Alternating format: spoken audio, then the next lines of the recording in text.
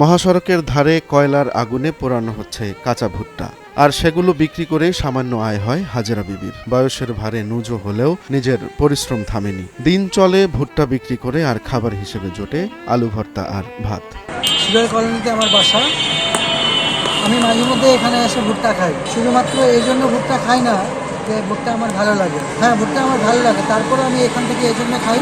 উনি বয়স্ক মহিলা, আরও অনেক জায়গায় ভুট্টা বিক্রি হয়, কিন্তু আমি সবসময় এই বয়স্ক মহিলার কাছ থেকে ভুট্টাটা কিনে খাওয়ার চেষ্টা করি। যাদের শক্তি সামর্থ্য আছে তারা বিভিন্ন কাজ করে খেতে পারে, কিন্তু এই মুরব্বী মানুষটা একটা সারাদিনে পরিশ্রম করতে পারে না। তারপরে উনি যে কাজটা করছে, এটা আল্লাহর কাছে লাখ লাখ শুকরিয়া যে উনি কর্ম করে খাচ্ছে। হাজারো আলো ঝলমলে শহরের কোনো এক কোণে ধুলো জমা এক চৌকির উপর জীবনের লড়াই চালিয়ে যাচ্ছেন হাজেরা বিবি। ৮০ ঊর্ধ্ব এই বৃদ্ধা ৩ দশক ধরে একাই চালিয়ে যাচ্ছেন জীবনের কঠিন সংগ্রাম। উনি এই বয়সে ভিক্ষা না করে উনি কিন্তু নিজের পায়ে নিজে দাঁড়ানোর চেষ্টা করছে। সে কিন্তু কারো কাছে হাত পাতেনি।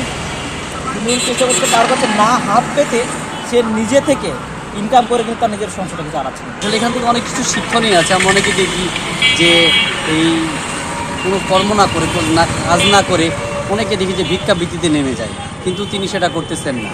তিনি তার জীবিকা নির্বাহের জন্য তিনি যত কষ্ট করে হলেও তিনি এখানে ভুট্টা বিক্রি করতেছেন। এটা খুব ভালো উদ্যোগ এবং প্রশংসনীয়, এবং আমরা চাচ্ছি যে তাকে সহায়তা করবে বিত্তবানরা, এই প্রত্যাশায় করি। স্বামী মারা গেছেন ৩০ বছর আগে। তখন থেকে একাই সংসারের দায়িত্ব কাঁধে তুলে নেন। শারীরিক অসুস্থতা, দারিদ্র্যের কষাঘাত কিছুই হার মানাতে পারেনি তাকে।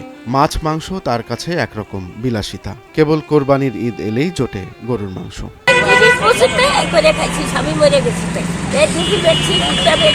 ছেলে ফেলে ছোট ছোট মানুষ করে বিয়েটা দিচ্ছি।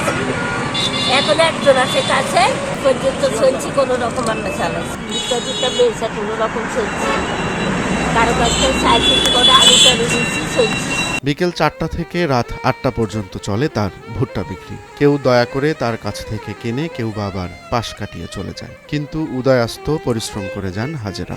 একটা সময় ছিল যখন তার জীবনেও ছিল রঙিন স্বপ্ন, কিন্তু এখন শুধুই সংগ্রাম। কে জানে আগামী কোরবানির ঈদে তার ভাগ্যে জুটবে কিনা এক টুকরো মাংস। রোমান্স তালুকদার, নয়া দিগন্ত।